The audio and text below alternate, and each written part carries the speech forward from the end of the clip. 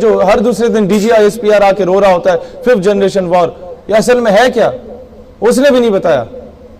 وہ یہ ہے، میں ان کی نمائندگی کرتے ہوئے بتا دیتا ہوں کہ ڈی جی صاحب 5th جنریشن وار یہ ہے کہ یہ چھوٹے بھیم کے جو کارٹون لگتے ہیں ہمارے گھروں میں، کبھی پاکستان جائیں نا جب پیسے بھیجتے ہیں بچوں کو کہ پڑھو بیٹا، جا کے کبھی ٹی وی دیکھنا کہ بچہ سارا چھوٹا بھیم، پتہ ہے آپ لوگوں کو وہ کارٹون لگتا ہے، وہ چھوٹا سا بھگوان دکھایا جاتا ہے اس میں، وہ اچھے اچھے کام کرتا ہے، لوگوں کی مدد کرتا ہے۔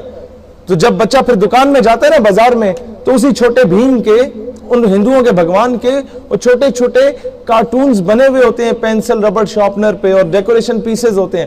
بچہ وہیں نیچے لیٹ کے رونا ڈالنا شروع ہو جاتا ہے، نہیں پاپا میں نے یہ لینا ہے، تو پاپا 20 روپے کا وہ چھوٹا بھیم لے لیتا ہے۔ وہ لا کے بچہ جو ہے ڈیکوریشن پیس ٹی وی کے اوپر یا ٹیبل کے اوپر رکھ دیتا ہے۔ ہندوؤں نے اپنا بھگوان تو تمہارے گھر میں پہنچا دیا، اور کیا ہے؟ سمجھ آ گئی ہے؟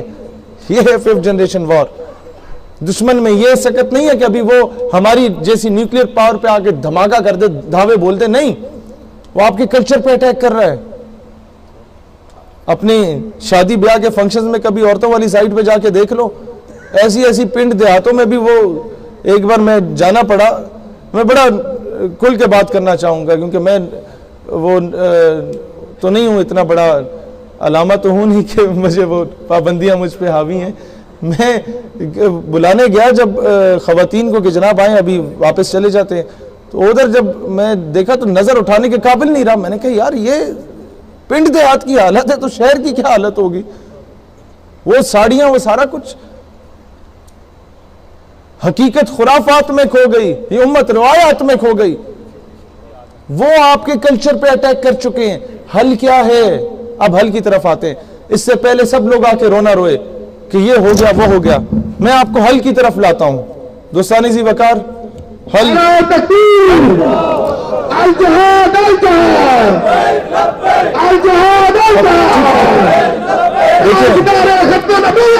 دوستانی زی وقار، حل یہ ہے کہ آج آپ نے تربیت کرنی ہے اپنے بچوں کی۔ انہیں کہ بچہ میں ادھر آ کے مزدوری کرتا ہوں نا سعودیہ میں، تو میں چاہتا ہوں کہ تم لوگ پڑھ لکھ جاؤ، اس لیے کرتے ہیں نا، کوئی 2 وقت کی روٹی مل جائے۔ میں یہاں کے کاروبار کر رہا ہوں، اس لیے کر رہا ہوں، سارا دن خوار ہو رہا ہوں، کبھی ایک کی بات سن رہا ہوں، کبھی دوسرے کی بات سن رہا ہوں۔ وہ ایسی ایسی باتیں سنا دیتا ہے کہ میں تمہیں ٹرانسلیٹ کر کے بتا بھی نہیں سکتا۔ سمجھ رہے؟ میں آپ کا دکھ سمجھتا ہوں۔ میں ایک آرمی آفیسر کا بیٹا ہوں، لیکن آدھی زندگی میں نے ہاسٹلز میں گزاری، باقی کی آدھی زندگی میں نے اسی طریقے سے سڑکوں پہ گزاری، ایک تحریک میں، نوجوانوں کی تحریک میں گزاری۔ میں نے وہ آسائش کی زندگی کو لات ماری تھی۔ ہمارے گھر میں سرکاری گاڑیاں بھی ہوتی تھی، ذاتی گاڑیاں بھی ہوتی تھی، میں ہائیس سے لٹک کے جاتا تھا، اپنے ہاتھوں سے وہ لیوی بنا کے، گلو بنا کے، پوسٹر لگائے، وال چوکنگ کی، سب کچھ ایک کارکن کی زندگی گزاری میں نے۔ شیروانی پہن کے بطور مہمان خصوصی بھی جانا پڑتا تھا اس دور میں، تو ایک بائک پہ 4 بچے ہم بیٹھ کے جاتے تھے جب میں میٹرک اور ایف ایس سی میں تھا۔ یہ سارا دور ہم نے دیکھا۔ حل کیا ہے؟ آج تھوڑا سا خود پڑھ لیں، بچے کو بتائیں بیٹا، اپنی بیگمات سے کہیں، اپنی بیٹیوں سے کہیں، اپنی ماؤں سے کہیں کہ بچوں کو آج یہ تہیہ کرنا ہے سلانے سے پہلے۔ جس طرح کہانیاں سناتی تھی نا کہ وہ اینک والا جن آ گیا، اس نے یوں کر دیا، پھر اس نے یوں کر دیا، تو بچے نے بھی اینک والا جن نہیں بننا ہے۔ صحیح بات بتا رہا ہوں۔ بچے کو سناؤ بیٹا، ایک بہن تھی، اس پہ ظلم ہوا تھا، اس نے پھر سندھ کی سرزمین سے خط لکھا تھا، تو اس ایک خط پہ محمد بن قاسم پوری فوج لے کے آ گیا تھا۔ وہ چیف آف آرمی سٹاف کہلایا جاتا تھا۔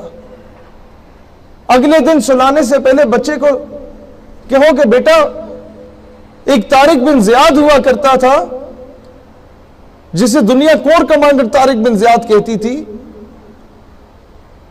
جب اس نے دیکھا ہسپانیہ اسپین میں مسلمانوں کے لشکر کے مقابلے میں کفار کا لشکر 10 گنا بڑا ہے اور واپسی کا راستہ سمندر سے جانے کا ہے، تو اس نے کہا کہ اب واپس جائیے یا کیا کریے؟ تو نتیجہ یہ نکالا کہ اب کشتیاں جلا دی جائیں تاکہ واپس نہ جائیں، یا شہادت ہوگی یا فتح ہوگی۔ بیٹا ایک عمر مختار بھی تھا، زیادہ پہلے کی بات نہیں، ابھی لیبیا آزاد ہوا اٹلی سے، تو اسے جب پھانسی دینے لگے تو اسے کہا گیا سرنڈر کر دو، تو وہ جواب دیتا تھا کہ we don't surrender, we win اور وی ڈائی، ہم ہتھیار نہیں ڈالتے، ہم یا جیتتے ہیں یا ہم مرتے ہیں، بس تیسری بات ہی نہیں ہے۔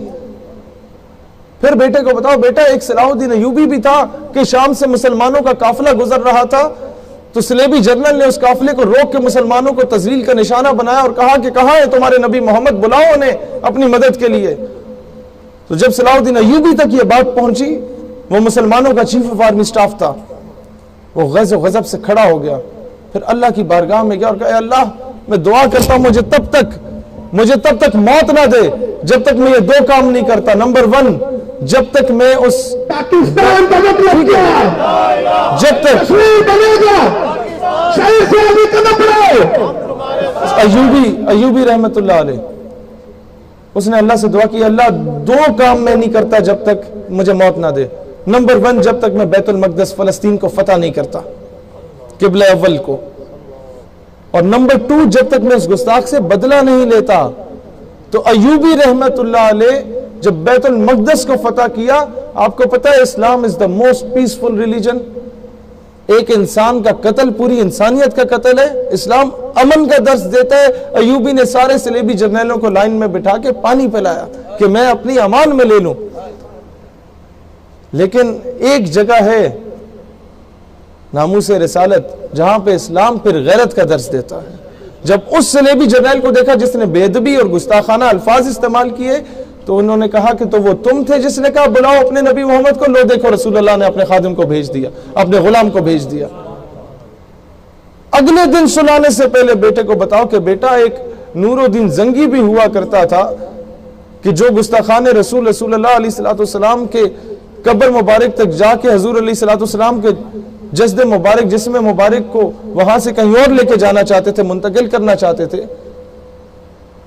ان کو واصل جہنم کیا نور الدین زنگی نے، اور مدینے کی گلیوں میں روتا ہوا پھرتا تھا کہ رسول اللہ نے مجھے چنا اس کام کے لیے۔